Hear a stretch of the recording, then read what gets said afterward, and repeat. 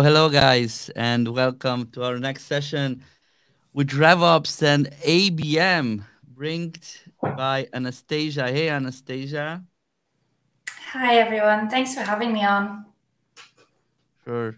Anastasiia, N.Rich, ABM, RevOps, you're the guru of it, right? So before we get started, um, let's tell the audience a bit about yourself because when I had a conversation with you, I thought that this is going to be interesting because of the educational background that you have, like the anthropology of and the human behavior, which is, I believe, very interesting when it comes to ABM, right? At the end of the day, because it's all about human interactions. It's all about human psychology at the end of the day. And you are in a company that does everyday ABM. You see a lot of data, right? You see a lot of different approaches, but also you can put it in this anthropology mindset that you have. So that's for me brilliant. Tell us a bit about yourself. Tell us, how did you end up in ABM from anthropology? Because it's important for us to get these foundations before we dive into the operations and to the content. Sure. I see where you're coming from. Let's establish that she's qualified. No, I said let's establish that Anastasiia is the actually different, has a different approach to ABM because of her background in anthropology. All right. Well, let me give you the lowdown. So, my journey into RevOps,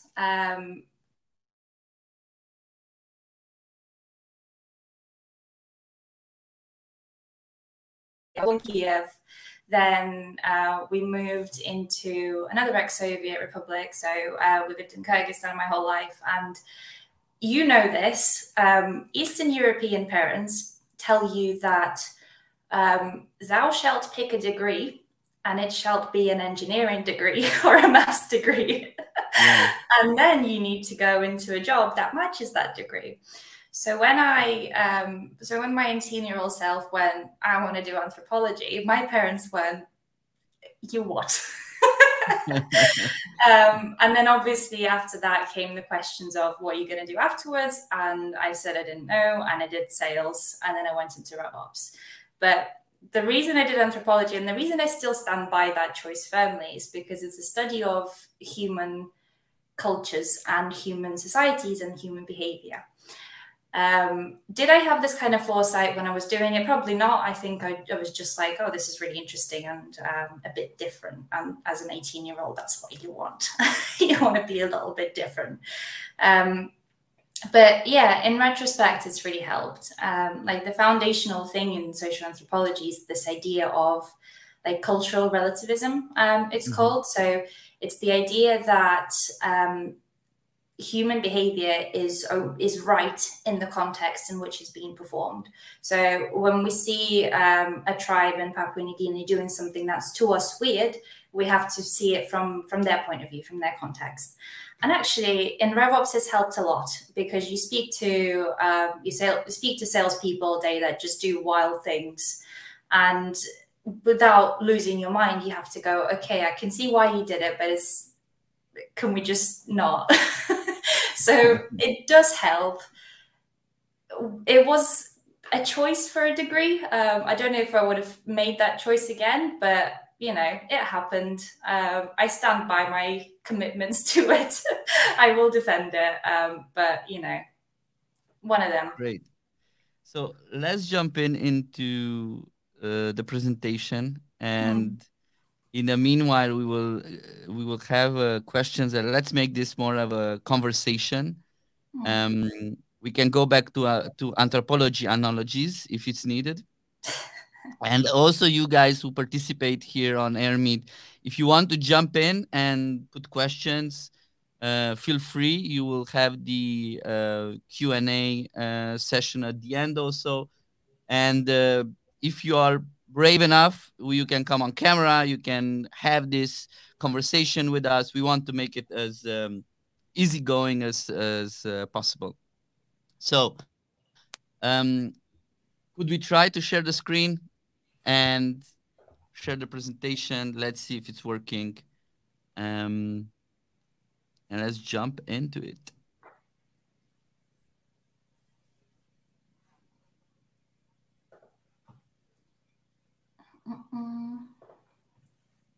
Give me a second. Yeah, no issues. If you're on a Mac, I hope that you will not get the security pop-up that you will need to restart your computer, because that happens sometimes. Right. Perfect. Let me know. You can see it, right? Yes, yes. The floor is yours. Right. So You can use the emojis for the nice reactions here. please do, because it's really unsettling talking to a quiet space. Yeah.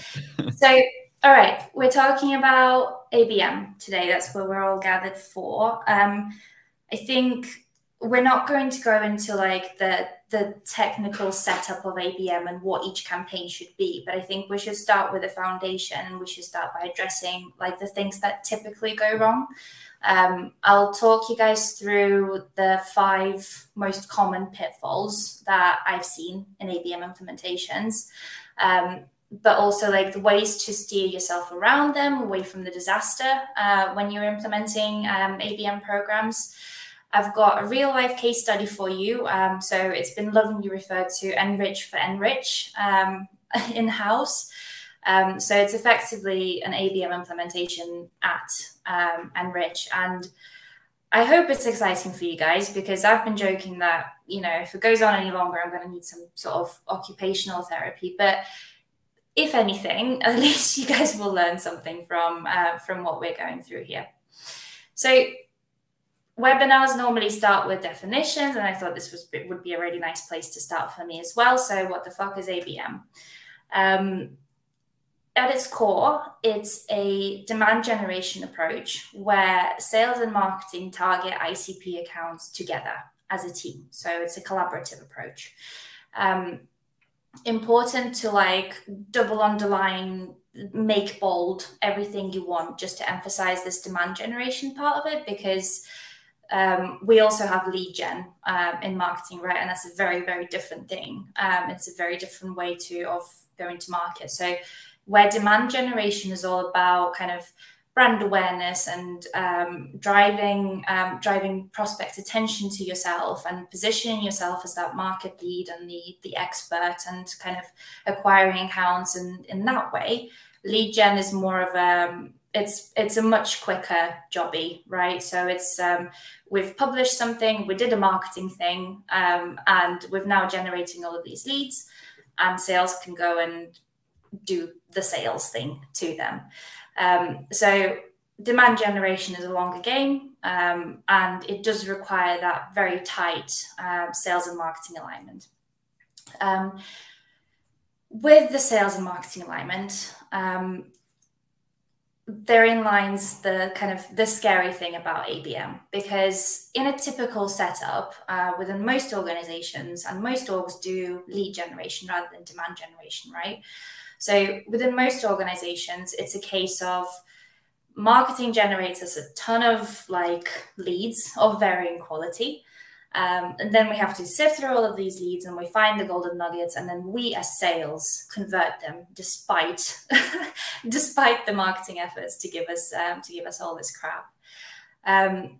With ABM and with demand generation, we're changing that too. We work together with marketing on our ICP accounts. We deliver the same message to the same prospect base, and conversion of this to booked meetings, to revenue, is very much a joint effort. Even when put like that, and we're forgetting for now, like all of the process that goes into it, all of the CRM setup, everything auxiliary to this, even this basic thing is scary to organizations, because ultimately this means that a lot has to change. And I mean, it's a it's a change that can rock the foundations of a company, first of all, because, okay, let's talk about like even something as mundane, right, as commissions that salespeople receive. In a lot of the organizations that I've seen, salespeople will be paid different on inbound leads than on outbound leads when they convert them. So that will have to change. And there's a lot of these little like trickle down events that need to be tweaked, that needs to be consideration around them just to change your mode of operation from normal state to ABM. So changing to true ABM is scary. And before I go into the pitfalls, I really want to talk about how we announce this change to our team, how we structure it, and how we manage it in a psychologically safe way, where I'm going to do my bit for humanity here. So people are generally scared of change. And it doesn't matter where it's a change of GTM strategy or like you've added an extra thing for them to do in their day-to-day. For some reason, and, you know, we generally adapt pretty well to stuff. But for some reason, when it comes to work, there is more of a resistance. I don't know if it's because there is money involved or because it's like something that comes on autopilot for a lot of people. But work-related change is processed in a lot more painful way for a lot of people. And most organizations don't undertake any kind of change management, or they don't undertake any kind of steps to make sure that people feel safe within the changes that they're making. You will probably get a Slack message like, hey guys, by the way, by the way, we've changed everything.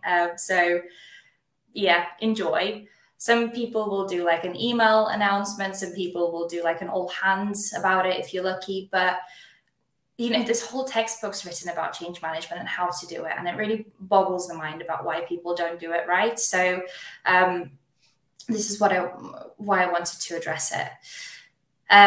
Now, coming up is my favorite. Plus one for the memes, by the way. Lukas and others love it. So well, this is the experience. Poor quality memes, good quality insights. I'm going to show you guys now like my favorite diagram of all time. And it gets cracked out so often in my conversations with people, I might as well just get it tattooed somewhere. So this is the Kubler-Ross change curve, and I've shown you it now, and you will never be able to unsee it in your life because it's so, so helpful. But effectively, when we implement any kind of change within an organization, people go through all of these different stages. So you know how there's like stages of grief? These are stages of change. So when we kick off any kind of change, everyone is in this left-hand side corner. So we've got the shock, denial, and anger overall. Why is this happening? Why was I not consulted about it? Everything's going to get worse. You know, this is chaotic. This is a shit show. Why is this happening to me? Then over time, people move down into this kind of low depression point of, okay, this is happening. Nobody's listening. And I have resigned to this situation. And then slowly but surely, people push through into the sort of upper right-hand side. So we've got the experimentation, decision, and integration stages here. So they start thinking and experimenting with how they do their work. They start to kind of adopt the changes. And then finally, they emerge at this right-hand side of integration, and they're happy and they're performing again. And, you know, everything is okay, or as okay as it can be. The purpose of change management is to take people through this left-hand side quicker, not let anyone down in depression stage, and not leave people behind, or too many people behind. Now, how does this apply to ABM? So we talked about how it's a big change. Naturally, where big changes happen, if you can identify the people who might get stuck in any of these particular stages, you can also identify like how to help them. So I'll give you an example. So if I'm implementing ABM or any kind of different change at an organization, and I know that Romeo working here with me will get stuck in the anger and denial phase. Sorry, Romeo, I've just decided that you're that kind of guy. So Romeo is going to get stuck in the anger stage. The questions that I want to ask myself is, why is he there? Why will he get stuck there? And what could I have done before change even started to, well, move him out of that anger phase quickly? Equally, if I know that Romeo is not actually an angry guy and he is actually going to race through all of this stuff and into the decision and integration phases, I can go, okay, so what would make Romeo excited about this stuff? Like, what is it about the project that would make him go, oh, okay, I'm going to do this? And based on the kind of the insights that I managed to gather about this this person, I can then say, okay, so I'm going to need to do X, Y, and Z to prepare. I'm going to need to do all of this tooling setup and everything like that. So you can see how just a little bit of preparation will make it a lot less painful in here. And the whole problem with ABM not being implemented properly, the whole problem of the chaos that people speak of when change is introduced, is because no consideration is being made to how people react to change. Very simple change. Please go consult to your team. Please go speak to them about what they will need, and actually make it like a crowdsourced solution when it comes to ABM, because it's a massive change, and if you don't do it right, then you might as well just kind of not do it at all, sadly. And this happens also when we move to a new country, right? Like if we think about the culture differences. When we move to, like when I moved, for example, from Europe to India, and I lived there 1.5 years, I went through this, right? I went through this, and I saw a lot of other expats going through the same. It's just a huge change that that happens, and it takes time. Like it took me around 3 months to get used to it, right? But then I didn't want to leave. So that's also this thing that it's just a human emotional reaction to change, and we as ABM and RevOps specialists, we need to be aware of this, right? We cannot just go in and say, okay, guys, now we are changing everything. It needs to be step by step. My question to you, though, is in a situation where there is a lot of economical changes and there is a lot of pressure on both marketeers and sales in changing their go-to-market, how do you think we could actually have this human approach to changing completely the go-to-market, right? Without putting that much pressure on the stakeholders that actually will benefit at the end of the day of that change. Sure. So I think there is always time to do things properly, and I think if the situations where there is no time to do things properly have been entirely fabricated by ourselves. So the first point back to you is, okay, why is it so hasty? Like, what's gone on there? But I think as well, the best thing you can do for your teams during any kind of change projects is to consult them and to ensure that they're involved from early on. So if you're making a change such as ABM, where that involves, you know, your head of sales, your head of SDR, marketing head, the team under the marketing head as well, and everyone adjacent, you need to make sure that you're speaking to those people at some point. So I think when it comes to go-to-market strategy, you can't do it chaotically, right? You need to give yourself the time to do it properly. So yeah, I don't necessarily buy the whole, well, we didn't have time to do it properly thing, because you probably did. You probably just didn't plan it well enough. But that's what we're here to do, right? We're here to talk about what things go wrong so that people can plan it properly. So maybe this will help. Right, I've done my bit for humanity now, so let's talk about the ABM itself. So common misconceptions. Romeo, what's the biggest misconception that you have to correct? Maybe in your own thinking as well, but just in general. The biggest misconception that sales guys try to find shortcuts all the time. Maybe is that true? Salespeople are present. We love you dearly, but you do that. Yeah. You do that a lot. I think my biggest one, and okay, so I worked in a company where they had ABM headcount. Like they actually had a person responsible for ABM, but they targeted him on leads. And at the time, I didn't know what it was. Like I didn't know what ABM was at all. So it's like, oh, it's a marketing thing. It's a campaign that they're running. Okay, great. So I'll just report on it. Fine. Didn't look too far into it. And yeah, thinking back to it now, like poor guy, first of all. And second of all, that wasn't really what ABM is. Like it's not just about the leads, right? I've seen some wild things being called ABM. Like I've seen a static list of like dream accounts that the SDRs would target without any kind of marketing support or data or science behind it being called ABM.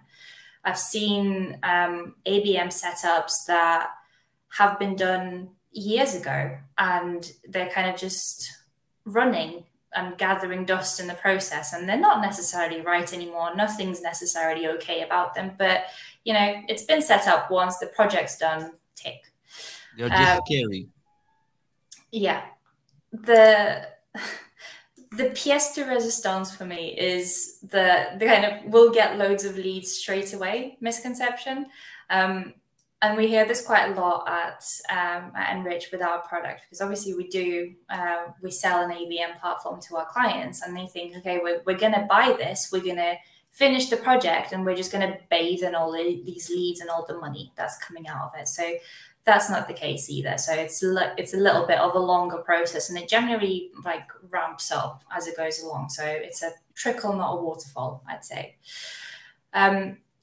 But the combination of like misconceptions, the fear, the lack of change management, the lack of investments as well into ABM result in ABM programs, but in name only. So high quality needs again. What it can be is this really powerful engine for demand generation and for revenue. What it looks like in most companies is more like the little dog on the right hand side there. Is just a little bit like meh. But again, we're here to correct a lot of this stuff. So let's hope we can course correct as we go along. So 5 common pitfalls of ABM for me. So we don't understand what it is. We set ourselves the wrong KPIs, set it and forget it. So talking about like projects that have been done years ago and just allowed to run. No involvement from sales team, and we underestimate the size of the project. So number 5 is where I'm going to unleash all of my N.Rich for N.Rich trauma on you guys. But let's go through them one by one and see what we can make of them. So we don't understand what it is. ABM is one of those terms that is a bit of a buzzword, and it's shrouded in mystery. And that's mainly like our fault as well as RevOps and as marketeers. We don't demystify things enough for our teams, I think. And I'll go into it in a bit more detail when we talk about the lack of sales involvement. But as a general rule, in most companies I've seen, ABM is just a term, no science behind it, no data evaluations happening, nothing like that.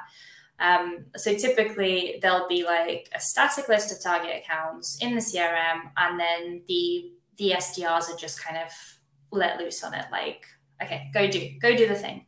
And then marketing also runs like tofu campaigns. Done, right? Tick. Everything's okay. We've already talked a little bit about this kind of cultural and mind shift change. So we're taking people from the us versus them, so sales versus marketing, to us and them, sales and marketing. And to do that, there is a lot of work to be done, first of all, to actually fix the relationships between the sales and marketing teams, right? Because in a lot of companies that I've seen, it's like it's a cat and dog scenario where they're just constantly fighting.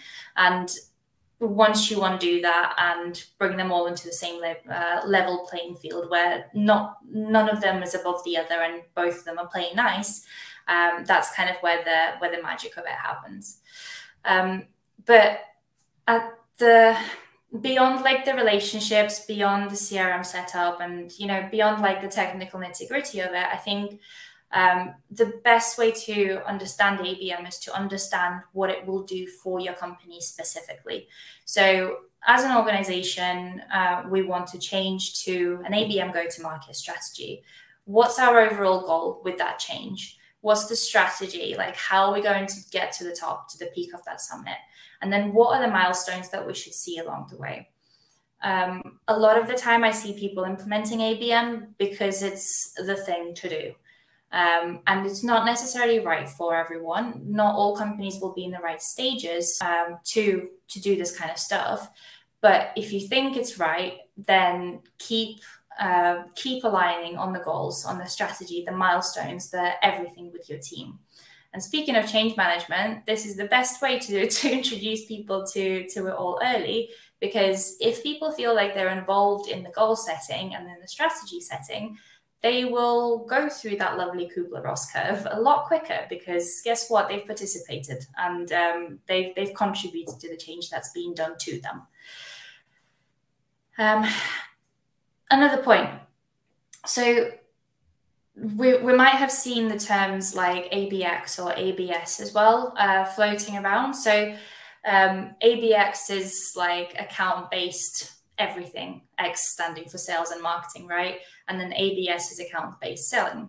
So what I would say is that if ABM is a new concept to your business, if nobody understands what it is, and if people genuinely are feeling confused, depressed, and angry about it, use the term ABX instead.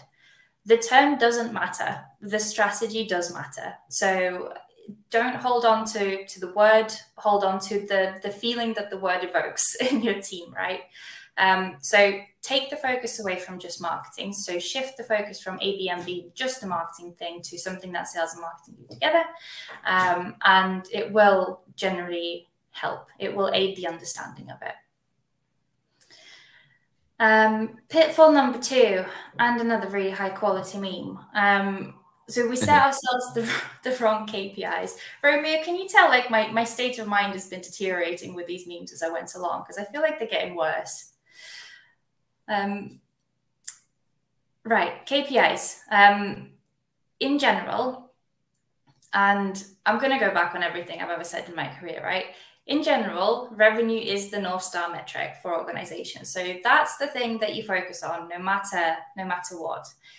In ABM, because of the time it takes for you to get from the campaign launch to the point of revenue, you cannot focus on just that. And a lot of companies do, and they don't see the return. They don't see that ROI within sort of the first quarter of doing it. And the ABM program just gets scrapped, which is a sad thing, because they do take a long time to ramp up. They take a long time to implement. So the focus being on revenue straight away from day one is completely detrimental to it. Depending on your sales cycles, depending on how long it takes you to get there, it could take up to 9 months in some cases that I've seen to actually get to the first point of sale, right? To get to the first true ABM account to actually convert. Again, depends on your organizational maturity. Maybe you were doing something similar before and you just kind of tipped them over the edge with ABM. But as a rule of thumb, it takes a while to get from campaign launch to revenue. And it's important to keep that in mind as you're starting this, because you're not going to see results straight away. And therefore, measuring revenue straight away and driving all of your marketing team silly with trying to generate this revenue like on day one is not going to get you the best results out of them. And what do you think, Anastasiia, like most of the times, if you go back to that slide, please. Yeah. Yeah, so we have these 4 to 9 months when after you launch, and you start to do some engagements. When do you guys think that um, they stop? When, I don't know, the sales guys got demotivated, they don't see results when it comes to the ads impressions, or I don't know, the performance of the ads. um, the leads are not just engaging with the content, or when is that moment? Like, I'm just trying to figure out the critical events that can be maybe um, mm, actually we could address it beforehand, that okay, these are the critical events, and these are the moments in your whole ABM implementation and launch campaign launch that we should really uh, take care of, so that we don't abandon it. Yeah, I think at the launch of it, in general, the mood will be high, right? Like everyone wants to try the new shiny Yeah. thing, and as long as not many people are in the denial stages, then in general the team will be on board. I think I'll come to it in a few slides time, but there is a way of doing review cycles with ABM, and sort of the key things that you can look at that will really help with this. But I think you're right. There are specific things that you should be looking out for throughout the course of it that would be kind of early indicators of things going completely wrong that you just need to course correct straight away. Give me a moment. It will come up in a couple of slides' time. In terms of timelines, though, just really quickly on this. So if we're saying that the whole shebang will take us 4 to 9 months, it doesn't mean that we wait 4 to 9 months to kind of see any kind of results. What we do in these cases is that we change the leading indicators. So we change our KPIs from, the set in stone North Star type things to other indicators along the way that we can have a look at. So in month 1, I think you'll start seeing your ICP accounts engaging with your content. In month 2, your SDRs will start converting the hottest accounts. So you might see a better outbound conversion on the accounts that marketing have influenced as well. And then sort of month 4 to 9, there's the ROI and pipeline, and sort of any kind of revenue indicators as well. Now to the stuff that we're talking about. So what kind of lead indicators can we look at which stage? So as a first step, if you're picking KPIs, you need to define your buyer journey. So you need to figure out like what are the different stages that this buyer will go through, and therefore what kind of different insights can we take from them. So this is taken from the N.Rich for N.Rich case, actually. So this is the stuff that we're using ourselves. So we're using cold and market and engaged and hot stages. And you can see on the screen there, like the definitions for each of them. Effectively, it's going from they don't know anything about us and they don't have any intent to buy, all the way through to they're actively researching our solution, they're in market. Based on this stage, you can then assign a particular KPI. So don't do it where you've got your KPIs and then you try to map them back. Do it properly, define buyer journey, and then assign the KPIs per stage. So for cold and in-market accounts, we are mainly looking at things like ad engagement, and then also the kind of percentage penetration into account base. So what we're looking at is, okay, we know that these are all of our cold ICP accounts. How many of them have we been able to reach with advertisements? So it's a very like a marketing specific thing, but as a leading indicator, above all else, I think it's perfect. Like that's all you need before you know how well your campaign will perform. Then we get down to the engaged and hot stages, and here you can look at like returning website visits, visits to high intent pages, outbound conversion, all that kind of stuff. And then obviously they land into a salesperson's calendar. And here we're in much more familiar waters. So we've got our number of form fills, number of sales accepted leads, and blah, blah, blah, all of the kind of RevOpsy buzz term KPIs there. But yeah, so to answer your previous question, define the buyer journey first, figure out what the KPIs would be for that journey. And those KPIs are your indicators, like your red flags along the way. So for example, if you started doing ABM and you can see that there's a lot happening in the cold and in-market account stages, but then you've got nothing in engaged and you've got nothing in hot stages, you can tell that something's going wrong. So maybe your ad engagement is high, but it's not actually driving the traffic to your website. So you're not positioning yourself well enough. Do you know, stuff like that. But yeah, starts with a good buyer journey map. And it's not exciting. I'm very sorry about that. But, you know, you got to do it. You have to do this stuff. The other thing as well. So we are very used to this very binary inbound versus outbound type thinking. And in account-based marketing, because sales and marketing will work on stuff together, this kind of thinking just doesn't work. Like, it's officially, I declare it dead in the world of ABM. So what can we do instead? So again, this is something I'm doing in my setup right now, but effectively what I'm proposing is that we add an extra layer on top.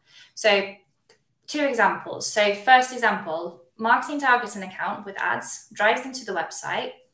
Sales engages with that very same account with kind of outreach like email or LinkedIn, whatever, or cold calling if you're into that. But then the lead converts through a form fill. In the old world, this would cause a fight, right? Because sales will be like, well, I spoke to them, and marketing will be like, well, actually, they filled in the form, so go away.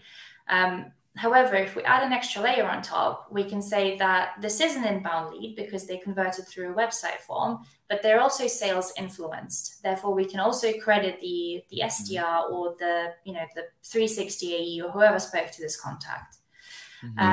Or kind of the flip side of that. So sales started the conversation. They targeted the account with outreach, drove them to the website, but then marketing also did work in retargeting the website visits, so positioning relevant ads, and then leads finally converts by replying to sales. In the old world, marketing would not get any credit for this lead whatsoever because we see the sales activity in the CRM very clearly. Most setups don't have any kind of marketing activity tracking. So, it would have just been an outbound lead. With this added layer, we can say, okay, outbound lead because they spoke to sales, but marketing influence. So you can see kind of it adds an extra layer of complexity to it, but it also makes this kind of really black and white static world a little bit more gray. And I'm quite into this. I'm trialing this right now. I'll let you know how it goes. But I think it's a lot about trust also, right? Because when it comes to sales guys, I know because I did a lot of sales, and before doing my agency I was doing sales. And I think what we need sometime is more credit, right? Like we need, and we want all the credit. We want to have all the attribution to the sales guys that we did it all, right? So in a ABM approach, it's where no, we are one team, marketing and sales, and maybe even customer success. If we do some upsell campaigns, we are all in one team, and there is no more inbound, outbound. There is only revenue at the end of the day. This is what we care about in the company. And doesn't matter if they are marketing influenced, sales influenced, they are in our targeted account list. We are creating programs for them, and that's the main focus, right? So this whole boardroom discussions where we are, okay, how much revenue did marketing bring, how much revenue sales bring, it's obsolete. And I hope it will be obsolete with time, because with RevOps and with ABM, we need to focus on the North Star of revenue and not look all the time at, you know, attribution of me. I was the one who bring this revenue, not you, but me. Yeah. So yeah, definitely. I think there is a reason to look at it from kind of the sales generated versus marketing generated perspective, because ultimately you do need to see the team performance, right? And you need to see where your GTM falls down. So is our sales outbound very weak, or is it the marketing part of it that's not working well? So in that sense, I understand it. I don't support it, but social anthropology thinking, it makes sense in the context of where it happens. But yeah, you're right. Within ABM, it's completely obsolete because it just doesn't work. Like there is no such thing as pure yeah. outbound in ABM, and there's no such And I thing think as it pure just, inbound. Yeah. yeah, and I think it just slows us down at the end of the day. Like rather than focusing on bringing value to the client, we are actually doing all these measurements and all this for figuring out Yeah. who was the influencer, right? Marketing or sales, when it should be one team at the end of the day. But yeah, that's something ahead of us, and many organizations will change, and they realize that they need to change from this silo way of thinking. But yeah. Yeah, definitely. Okay, we're on to 3. So the set it and forget it thing. So I hope your ABM programs won't look like this chair, but I think they will end up looking like this chair after some time. And this is just down to some natural decay things, so things change. But there's also a few other things in play. So first thing to address is that you know how people always say, like, your CRM is a product, not a project. ABM is a strategy. It's not a project. So it's not something that you do once and then it's just done. It's something that you do and then do and do and do over and over again. So it has to keep getting adjusted. The other thing at play here right now is that our ICPs are not static. So in tech specifically, the economic shifts and changes will massively affect how your ICP behaves. And so you need to be able to adapt your strategy and your messaging and your targeting as well to it. If you don't do it, you kind of are in a situation with that chair where it doesn't quite work, but it looks right if you squint. And then the other thing as well, so this is quite interesting about ABM specifically, but because it's reliant on both sides of the team rather than just on sales or just on marketing, turnover and skill level in the sales team and in the marketing team will have more of an effect on your go-to-market strategy. So typically, if you do like a linear lead gen where marketing does a thing, gives it to sales, sales do their own thing, you can mitigate for risk for people leaving within the sales team who are not very good at that, are good at converting leads. You can mitigate the risk of the leads falling over by the sales manager stepping in or someone else. But if the teams are very closely aligned, one weak link that just does something completely wild and out of the blue in one of the teams can change things and can make an effect on the revenue that we're generating from these programs and all of these kind of things. So here is what I was alluding to earlier. So this review cycle. So how do we actually operationalize the constant looking back on what we've achieved? And in effect, it is very simple. And I believe that a lot of things should be a lot simpler. So here we go.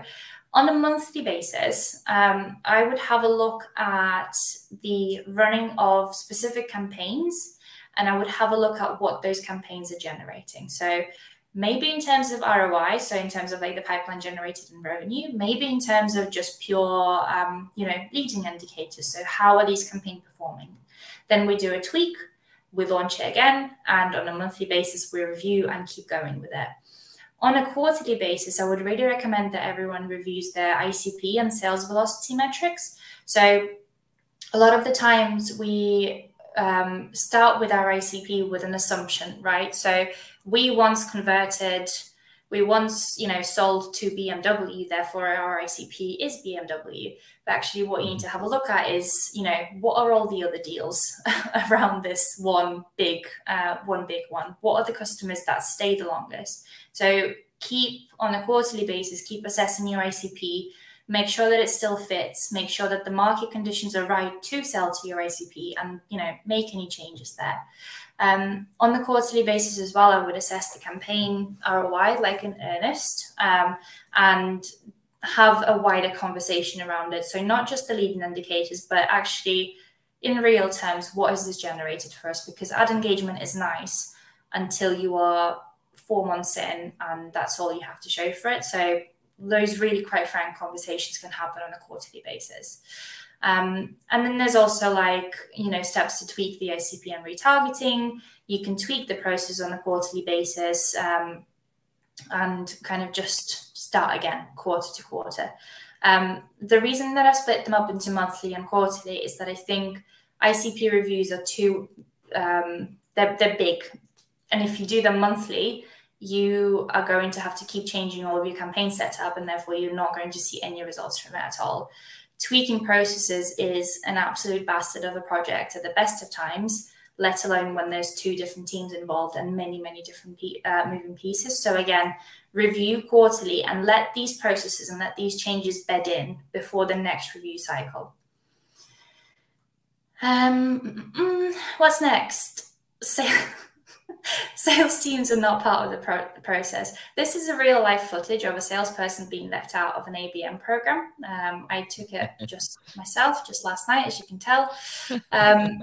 So with, let's talk about that word ABM for a minute again. So if we position ABM as just a marketing thing, if we don't involve sales, if we don't speak to them about what they need or what they, how they want to work with the marketing team, they will see ABM as just a marketing campaign, and they will focus on their own lead generation first.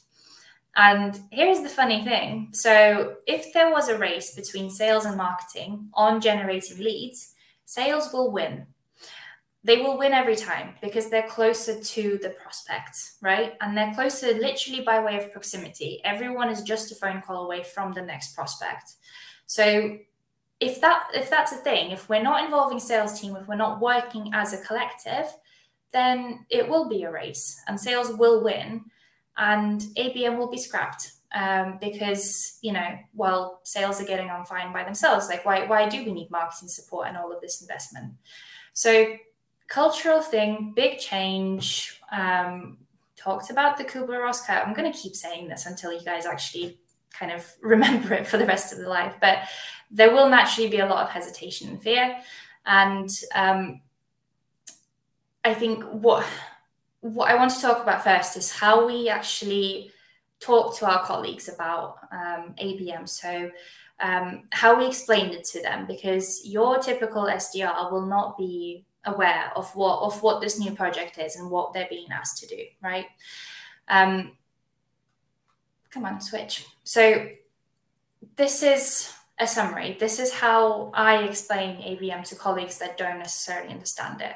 So ABM projects and working in this account-based way with marketing alignment and with all of the data that you need is the difference between ringing through the yellow pages to find a good fit account. So literally going through your whole list of everything you've got and finding that one person who will speak to you, and walking into a room of people who are already kind of half-baked, like ready to buy. Yeah, this is brilliant. And what salesperson would not want that, right? To just go into the room with people who are, prepared and they already know what is this company about. They already know they have the need, right? And now it's all about clarifying few things. So I believe that sales becomes here more like a facilitator, right? Not necessarily this uh, Wall Street type of Wolf of Wall Street sales, right?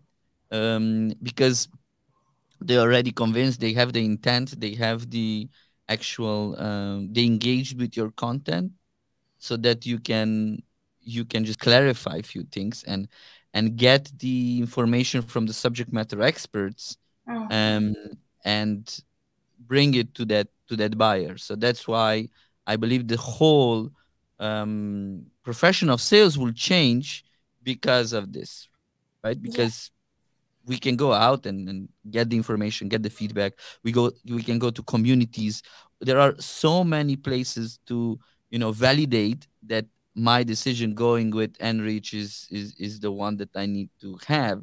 So when I go in a room with sales folks, I just need to know details. I have some use cases that I want to validate with the team, and the sales guy. If they are not subject matter experts. They know where to gather this information from, and that's it, right? Don't need to convince that, ooh, we are this and we are that. So yeah, Yeah, but I think like beyond that, I think it'll be such a nice change of pace as well for salespeople. Like when ABM truly works, salespeople stop being kind of the pestering LinkedIn presence in someone's DMs, right? They stop having to chase down prospects and arm wrestle them into just taking the demo because the prospect's already aware of who you are. So in theory, it should be like a little bit easier to talk to them, right? Because they're already aware of you. So yeah, yeah, it changes then from sales team as the chasey kind of Wolf of Wall Street kind of environment to a sales team of subject matter experts who can actually get correct. technical with the prospect and talk to them. So yeah, I think it's a nice world, and I wish for us all to live in it one day. The other way as well to kind of make sure that your sales team understand ABM is with cookies. I like food-based metaphors. So there's one on the screen here. I'm not going to go through it because I feel like we understand ABM by now. So if you want to grab a screenshot or on the slides after the webinar when they're released, please go ahead. It's a really lovely summary, and it has cookies. Like, what can you not like about that? All this stuff. So you've done the hard work. You've explained what ABM is. Your sales and marketing team are ready to work together. The buy-in is important, but I think the visibility is important to get right here as well. So what do I mean by visibility? So it's this whole thing about what are marketing actually doing to help us? Like what have they done? What has marketing done for me ever? So marketing teams need to be able to show sales that their wins, like the close one deal, the pipeline conversions, are heavily supported by marketing campaigns. And it's not about saying like you are nothing without us. It's not that. It's more look at how we got here together. So again, if you have done the hard work and you've done change management and you've eliminated the relationship problems between sales and marketing before you launch this stuff, the visibility piece will be eagerly anticipated. It very much starts with process alignment. So on the right here, what you can see is our ABM stages and our SDR approach to each of those stages as well. Very much summarized because, like, you know, business critical information, but effectively you can see what I'm getting at. So make sure that for every stage in the process, there is alignment, and make sure that for every stage of the process, there is a KPI, and make sure people are actually, recognized for the work they do. So if an SDR converts, if an SDR actually influenced an inbound lead, make sure that their name is on it, because there's no better way to demotivate someone, right? With visibility, so let's just roll back and talk about the very exciting reports for a second. So on the screen are some ideas of what you can report on. So I'll talk to you about my kind of most favorite ones. So where we talk about this visibility of what has marketing done for conversion, we can talk about pre-opportunity marketing influenced accounts. So pre-opportunity just means that marketing has reached this account before it became a deal. And marketing influence means that they've done something on it, right? So if you can show that kind of data to your sales team, And if your sales team then go into the detail and go, oh, okay, this is actually an account that was really easy to convert, they start to connect the dots. It's that human element again of show each of the team the other's accomplishments, give them visibility of everything that's happening, and be really transparent about it as well. Like, it's not just for the board reports, it's for everyone to see how their efforts are shaping up. But have a think about what your visibility thing will be and how you will represent it, how you will review that with a team. But bring as much human into it as possible. So not just about the data and, okay, we've generated X amount of pipeline, but this particular person has done really well, or this particular person has done really well. Like that's really important. Encouragement in these kind of big changes, it will be massive for everyone. And I think Anastasiia, Sarah's question here, right? Like, how do you measure the revenue linked to those gray leads? Yeah, because that's what they are struggling with. Mm-hmm. And I believe what you're presented here is really good. Another answer to that was something I heard, what we were doing, and I heard it also from the folks at Snowflake. Mm, they just divide the non ABM influenced accounts and ABM influenced accounts. And how you do that is just, you have a targeted account list with all your that you engage in all your ABM campaigns, and the rest of the accounts that you are engaging with inbound marketing, you name it, right? So at the end of the day, you can look at the revenue and you can see, okay, is the revenue of all the companies that I touched with ABM different than the rest, right? And it's simple as that. Obviously, it needs time. You can't. It's really hard to do it on real time when you have a long sales cycle. But at the end of the day, this is where all this engagement, ad penetration, all the activities that you did with those accounts will show the results. Is it really influencing the revenue or not really, right? So Yeah. I think that's a way to do it. I don't know if you have any other answer to that. No, I think you're 100% right. I think so. Where we talked about going into the gray territory, the most difficult part about this is determine the customer acquisition cost on these kind of accounts. It is difficult because you have to blend costs from different departments, right? So it's not a pure marketing CAC and it's not a pure sales CAC. It's somewhere in between. So that bit does need a lot of working out. But in general, there is nothing stopping you from saying, this is marketing influence pipeline and this is purely sales influence pipeline. So there was no marketing influence on it at all. We talk about gray leads to break that weird dichotomy, right, between sales and marketing. We talk about gray areas because we need to bring the two teams together and we need to make sure that they work together nicely. In terms of reporting, it doesn't have to be like that. In terms of reporting, you can still show, okay, these are the accounts that marketing touched, but sales haven't, and they still converted, and vice versa on the sales side as well. Okay, reporting done. Now for my trauma. So the size of the project in ABM.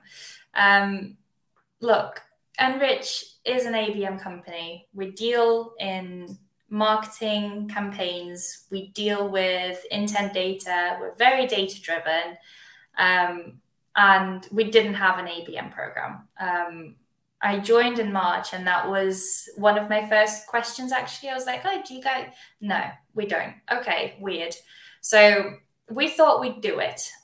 It started very flippant, like, oh, we should really use our own tools and we should like drink our own champagne, I think the term was.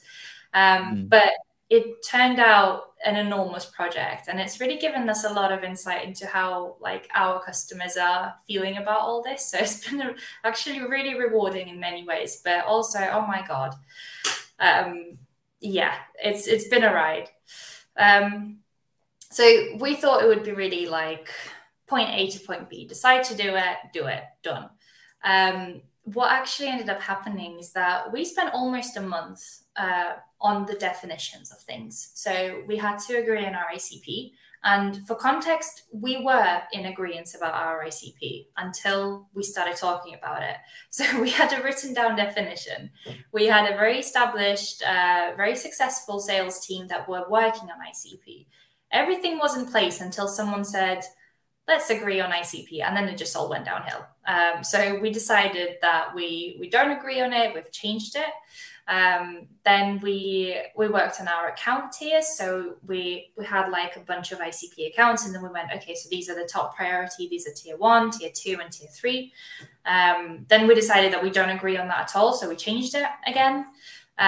So there was a lot of work to do even before we got to the kind of the lovely coloring in part of, you know, creating the content and creating the campaigns. The definitions took the longest. So take that away from this webinar and give yourself ample time to decide on things, because people will fight, and they will fight a lot about things that you thought were just common sense.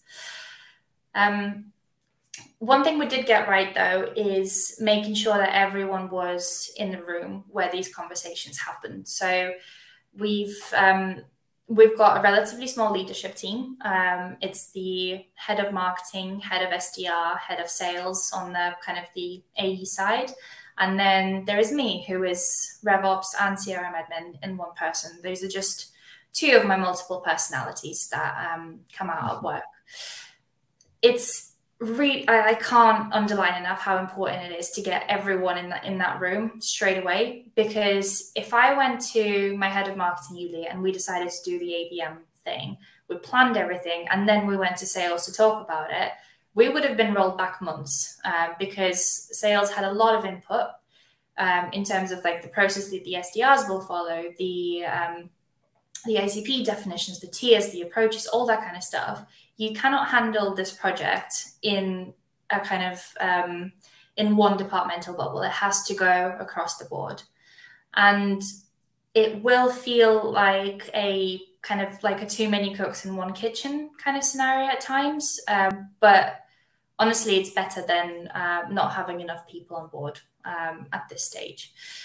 C-suite will be one of the weird ones to get involved. So we're quite lucky. Marcus, our CEO, is very kind of hands-on with this kind of stuff, and he does like to participate in projects. But let's talk about that timeline as well, right?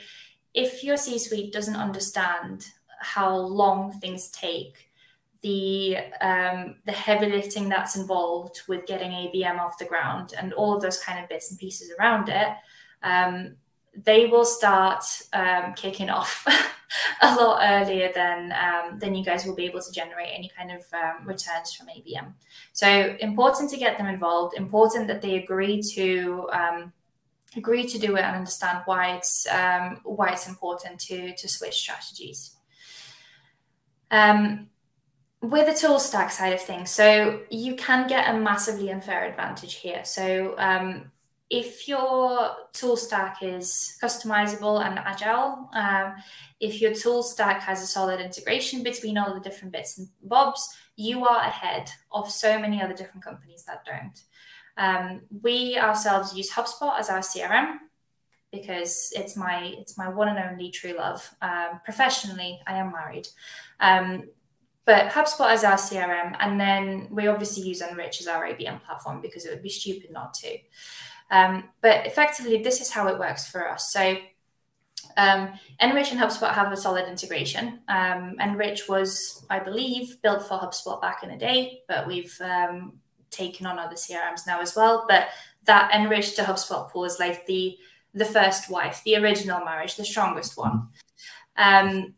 So N.Rich pulls ICP accounts from HubSpot. So all of our data lives in HubSpot, and we push that into N.Rich for marketing, for advertisement, for all that kind of good stuff. Then N.Rich pushes back data about intent signals, so first party and third party. Data like ad engagement, website visits, which adverts the prospect has seen, all that kind of stuff. So all of that information goes in two directions. So accounts one way, all of the other info the other way. Then what we've got is HubSpot workflows, which kind of prioritize things for SDRs, assign engaged and hot accounts to SDRs, basically like all the heavy lifting that back in the day would have been done by a marketing operations person just frantically assigning leads. This is done by via automation, via HubSpot.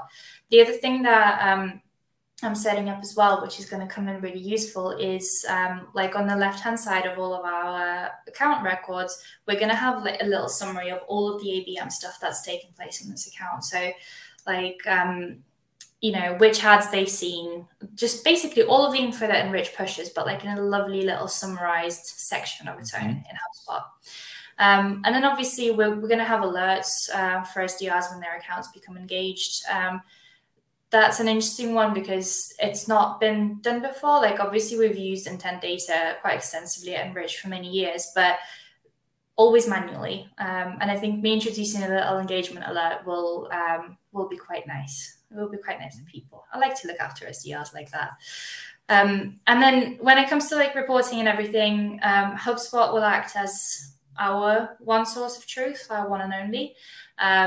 We've also got analytics dashboards in N.Rich, but the key with all of this is that at any given moment, if the strategy changes, I can go in and change things in my tool stack. I can tweak the HubSpot workflows. I can, you know, adjust the segments within N.Rich. I can do all of these things without, you know, tons of hours of, you know, of that I need to invest into it. Very important. If you want to run an ABM campaign, you need to make sure that your tools allow you to run it in a very agile way and to allow you to respond to changes in the market, changing the strategy, changes in team setup. If they don't, you will end up spending more time on it than you need to. I have spoken for a very long time now, so we're coming to the end. So in summary, huge undertaking, big cultural shift. Take a screenshot of that Kubler-Ross curve and show it to all your friends. It will come in very helpful. But in general, just treat ABM with the care and consideration that it deserves, because it's honestly, it's massive, but it's beautiful when it works well. Before you set the program live, educate your team, make sure it's in terms that they understand, don't alienate them with buzzwords. Set yourself the right KPIs, because otherwise your ABM campaign will just get cancelled. Treat it again as a strategy, not as a project. So look back at those review cycles, look back at how you can operationalize review cadences and take the steps to actually catch the KPIs turning down, or all of those kind of red flags early on. Sales on board from day one, can't stress this enough. They need to be in the room where these decisions take place, and pick your tools wisely. I think that is it from me. Oh no, actually, some links, useful links. So if you want to learn more, so first of all, Yulia, our head of marketing, is actually sharing stories and updates from our ABM implementation in real time on LinkedIn. So give her a follow. It's at the point now, like when I say real time, I mean, yesterday I'll say something stupid in the meeting. Tomorrow she's writing about it on LinkedIn. So it is really, really that quick. And the updates that she writes are just fantastic. We've got the Drive in Demand podcast as well with Adam Holmgreen. So that's a great source of all of the different kinds of ABM knowledge. So if you really want to dive down into it, that's the place to be. N.Rich blog, obviously I can't not promote ourselves, but loads of useful articles, loads of advice, loads of like tool stack recommendations, like anything you might need is over there. And then I'm like Romeo, I'm not just paying you guys lip service here, but your blog is amazing. Where it comes to like ABM through the eyes of RevOps, or ABM is a very practical thing. I've never seen anything better. So guys, check it out. It's a very good source of resources as well. Well, Anastasia, thanks a lot. Thanks a lot for this. We had one question quickly from Łukasz, just to put him on here. So the question is mainly about the qualitative metrics in ABM compared to the quantitative. So any kind of thoughts on that, or any kind of suggestions what that could be, and how do you guys use it if you do? I think that's a really great question, first of all. So qualitative comes into it by way of customer feedback on various different stages. So a nice way of doing it that I've seen is by collecting surveys after a particular stage in the customer journey has been reached. So after they're closed won, we can ask them, like, how did you find that? Did you find our salesperson good? Did they reach out at the right times? All those kind of things would really help. But I think if you're just implementing ABM, you will not have as much qualitative stuff to go back to as you will the quantitative stuff. So qualitative for me comes a little bit later in the process, when the program is a little bit more mature. Not to disregard it completely, but it does, the quantitative leads here in a very big way. But the customer feedback, the experience with the process, it's invaluable as well. One thing I would keep in mind, though, is not everyone remembers all of their interaction with a company. They will only remember the big stuff. So if you've really pissed them off, they will remember and they will tell you. Or if you've really blown their socks off, they will also remember and they will also tell you. But basing your whole campaign decision based on kind of people's really extreme feelings is not going to get the kind of results that you might expect. In our case, we are really keen on finding out the attribution.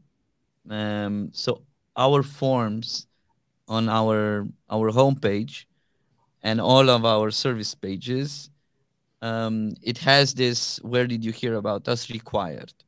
So basically, if you don't fill in that, then you cannot book a call, let's say, with us. And we made this decision because we really wanted to figure out what are those actual activities or engagements, or what does that customer tell us. And it's very important not to have it as a drop down menu with some options, just open text, open field texts, put in whatever you want. And then we would go in and we would actually categorize those responses to different kind of GTMs, right? That way, that's a very important attribution manner. Is something that many people talk about. Chris Walker is a big advocate of that, from Revenue Labs agency. So that's one thing. The other one is depends on how big are the accounts. So if you do one-to-one ABM, it's like strategic ABM, uh, where you are targeting only one company, right? Like the example of we had one client which wanted to target only Volvo, right? Volvo has 63 plants in Europe, right? You have Volvo trucks, you have Volvo car, you have Volvo bus. You can actually take a use case from one plant and do a webinar only for the Volvo R&D engineers on how they implemented a particular solution in plant X in Poland, and you want to show it to the guys in Germany or in Austria or whatever. So it all depends on how big is your account and what you want to do. If you do programmatic, I would say you have the quantitative metrics. That's what you need to actually focus on. If you do strategic, then obviously there is more qualitative metrics, like, as you said, customer feedback and other kind of interviews on use cases, on subject matter expertise, on actual projects that they are doing currently. Like, what are those projects that they are running, and where can you help with those projects. These are all information that you can only find out through customer feedback. But again, your lifetime value needs to be very big, right? Like your total contract value needs to be big for you to justify that level of in-depth research, right? And obviously, you need to have a huge buy-in from your board and C-suite to actually go that deep, right? So I'm sorry to say, but I know everybody hates the answer. It all depends, but in this case, this is the situation. Like, how big is that account? So yeah, um, thanks a lot, Anastasia. Sorry, guys, if we were late. I had some connection issues initially, um, but I hope this ABM RevOps this whole webinar helps you start your pilot project. Reach out to the guys from N.Rich. Reach out to Anastasia if you have more question about this, because they have a lot of knowledge, and not only knowledge on how they run it for themselves, but they see a lot of ABM campaigns running with other companies. So most probably there is some kind of use case, some kind of industry that they work with, which is similar to yours. So they can give you some kind of tips on how to get started. So if you have any RevOps, HubSpot, and you want to bring all this into a tech system, then reach out to us, to me, Przemek, Arek, Jakub, um, and obviously even to HubSpot, because HubSpot is going into that direction of being the tool that is ABM ready, right? So again, thanks a lot. Thanks, Anastasia, for all Thanks this, for and having greetings to all the folks in Manchester. me. Thanks. Take care. Ciao. Bye. Bye bye.